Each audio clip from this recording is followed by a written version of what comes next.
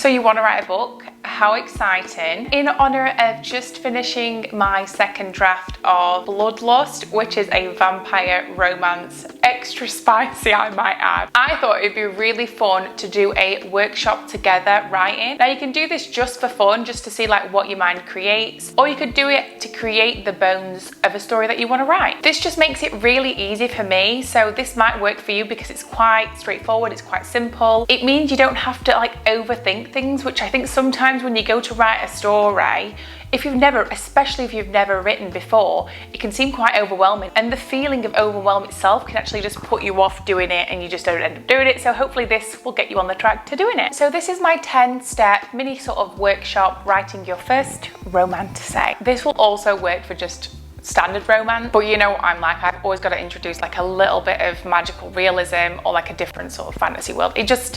It works better for me. Obviously pen, paper, or even if you want, get your laptop out, start doing it on like a Google Doc. I always find a Google Doc really nice to use because they're like live update and you can just add bits to it wherever it is that you are, and it all syncs up really nicely. I'm going to be doing this along with you, so we're going to do it together. So there'll be moments where you might need to pause me and make notes, and that's absolutely fine. Take it at your own pace. These are going to be like full of prompts for you to work on yourself, so you can also just note down the prompts if you want and work on it yourself later. This is just something that I feel like puts it into quite a simple way for me to do it that really works for me. This might not work for you. I hope it does. And like I mentioned and everything, I'm in no way, shape or form the world's best writer, but I get asked these questions a lot from people that have enjoyed my books. So that's why I'm just putting them out there so that this is available for them if they ever want to try it, or you know, just for you if you just want to have a bit of fun or explore the option of writing something. Shoulders down, Jade. Jesus, I'm like this, Hunchback of Notre Dame. Before I get into it, I want to say this is a little bit different from my video 10 steps to write like your first book. This is mainly around fantasy and things like that because it goes into like world building just very slightly. I'm going to do this video a little bit differently just so you have the two options. Watch the other one as well, that goes into it a little bit more like reasons as to why you want to be doing these things and why it helps the process. I will put a link somewhere above so you can check it out, add to your watch later. The first step for me when writing a romance sort of novel within a magical realism or fantasy world is creating the world that they exist in. You could just base it like in a city. It could be a city that you want to be based in, like New York or London. So let's jot down 5 locations that exist within your world. Just some prompts and ideas. If it is a fantasy genre, think about the places that they might be working or they might live in, they might study at, they also might pray at, all these different things. If it's just within the modern day world, you could do anything. It could be a certain favorite bookstore that they go to, a cafe that they love, the city that they're in. This is a really fun, easy way to just get started on the world that your characters live in. Okay, second step, now you have the locations, you know where your main character is going to be going in and out of. Now you can flesh out your main character. You're going to have to do this for each of your characters, but for now let's just focus on the main character. I can do another video if you like on multiple characters. I think that's one of my favorite things to do, is like character development. If you want to see that, let me know in the comments, but let's get into our main character. Creating a character is such an important part of a story. You have to consider their background, their motivations, their strengths, their weaknesses and their flaws. It's really important that you get this whole rounded person, but not perfect, because they're going to have their own sort of little story going on. Obviously, that's what we're writing, and you need to be able to touch on those weaknesses, strengths, loves, hates, whilst the story is progressing. So try to create unique personalities. You could base them off somebody you know and make them really like a caricatural version of themselves. You could take bits of yourself. I often do that when I'm creating characters, take bits of myself and place them into the character. Sometimes amp them up a little bit, and it's quite nice as well to be quite relatable, have those relatable sort of personality traits as well, because I feel like a reader, you can self-insert when you see yourself as a character. So for this prompt, we're going to name your first character. As well as that, we're going to write down one strength, one weakness, one flaw of their character. So the third step is determining your central romance plot. Are they going to be enemies turned to lovers? Is it someone that they work with? Are they childhood friends who fall in love? Is their romance going to be like a slow burn, or is it going to be like a flash in the pan, hot fire, passion, whirlwind type affair? For your third prompt, jot down what type of romance it's going to be and how their romance is going to go. Okay, so now you know your locations, you know your main character, you know what they're like, you know the romance and the romance that vibe that you're going for. Step 4 is to kind of build some other people around there. So you know I was talking about you have to do this for every character. I like to think of 2 additional characters outside of the main 2 love interests, the main 2, if there's only 2, there could be multiple, they could be multiple, but outside of the romance line, who are the other characters that are going to help the main characters be fleshed out? So for step 4, I want you to add 2 more characters and how they fit into the story. This could be best friends, this could be people in the workplace, this could be other partners at home. So for example, if it's like a cheating one, you know, like they could be already another romantic partner. It could be a wise old woman in the library. It could be literally whoever it is that you want. Just go crazy, jot down 2 random people that are going to enrich your main characters. Okay, step 5, this is where it gets a little bit deeper. This is where we need to think about the plot and how we're going to bring these characters together. I like to write in a 3-act structure, and if you're not sure what that is, I will link an article below about explaining the 3-act structure. It's something that I wrote for a writer's room, for a production company that I'm in, and it's the way that I write my stories and sort of plot out what's going to be happening in the major events. But just to really simplify it, don't overcomplicate it. Like, let's not get too stuck in the details here or being really creatively free. Just create me one major event. Create me one major event. And what that major event is going to be is called an inciting incident. This is the thing that's going to happen to the main character that is now going to set them on the path of this book. It could be bumping into this other love interest. It could be getting fired. It could be stumbling into a bar and there being someone there. Whatever it is, it doesn't have to be huge. It just has to be the start. So think about an obstacle that your character can go through, or just an event that's going to tick them over into how their life is going to change. Just pause, mate, play around with the idea and write just something random down. Don't think about it too much.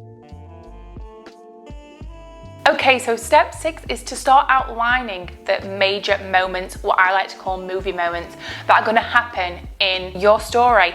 I find this a really useful way to just get down some things I want to hit. I'm not 100% sure how I'm going to get there, what happens after, but I know that this thing needs to happen, so what is it? One of your movie moments could be, oh, you know, you really want a steamy elevator kiss. Like, say it's a corporate one, a bit like The Hating Game. You really want that steamy elevator kiss. Okay, that's right. Write down that. That's one of your movie moments. You might want a crying in the rain, absolute confessing all of their emotions and love. You might want that moment.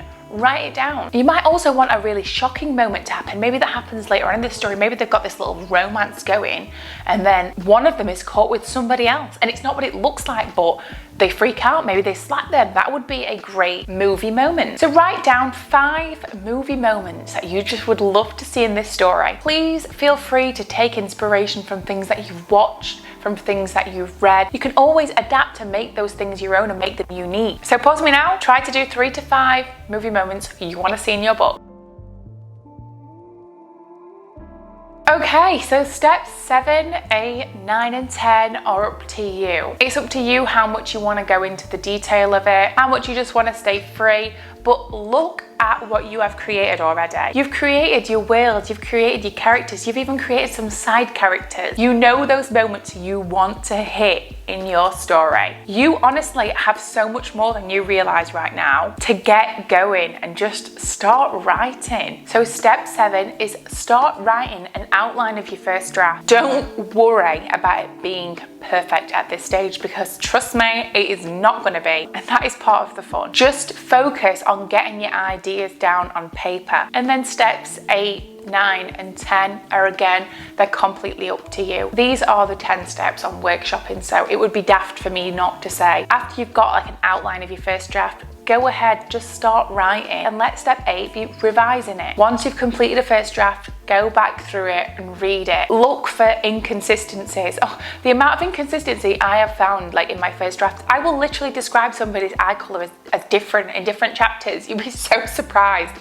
But don't worry about it too much when you're writing the first draft, because you're just in the flow. And it's also a really great time to consider getting beta readers, or like just put it out to a writing group and see what they think of it. So the next 2 stages, step 9, just polish it off. That's all you need to do.